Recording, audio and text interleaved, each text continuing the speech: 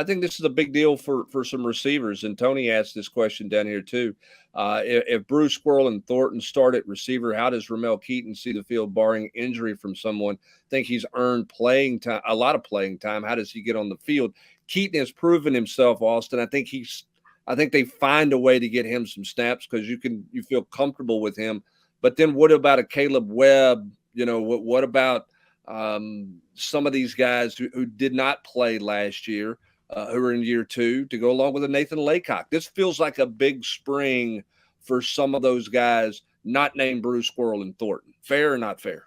Oh, 100% it's fair. And let's face it, in today's world, Hubs, if you don't play right out of the gate, what's everybody's natural reaction if you're the player? Oh, man, I'm not playing. I got to go somewhere else. And so if those guys can't be a factor and can't get on the field, how much do they get the itch to bolt out of here after this coming year? You're losing Brew. You're losing Ramel Keyton. Dante Thornton with a good year could be a one-and-done type guy. And again, it's, we're getting putting the cart ahead of the horse right now. Dante Thornton's done very little at Oregon, but he shows massive promise, showed huge promise at the end of the year. By that point, he was done in Eugene, ready to move on. What does he do in year 1 here, right? What kind of impact does he have?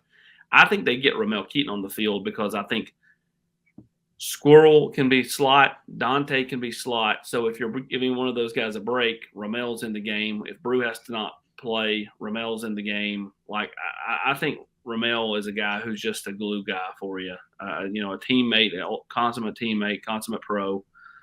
But with those younger receivers, talking about, Chaz Nimrod, Caleb Webb, one does have to wonder, especially with Squirrel, who is in their class making an impact. Do they get antsy if they don't play?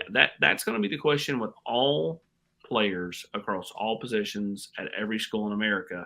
If you don't play significant time by the time you're done with your sophomore or red shirt freshman year, which means you've been in the program for 2 years, do you sit back and give it a go in year 3, or do you get antsy and bolt? It's going to be interesting to kind of see how that plays out, because I think Josh Heupel, Joey Halsley, they're going to have to find a way to get those guys involved somehow, or they can lose them long term, because I think mentally you can lose them in a hurry if they're not playing this fall. Now, again, this spring, they're going to get plenty of reps. They're going to catch balls. They'll be fine this spring.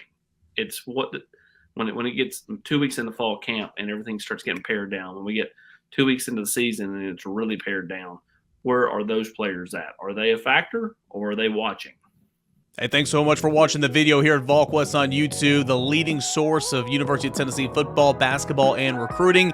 Be sure to check out our latest video right here and our latest live show right above it. All that at Volquest.com and Volquest on YouTube.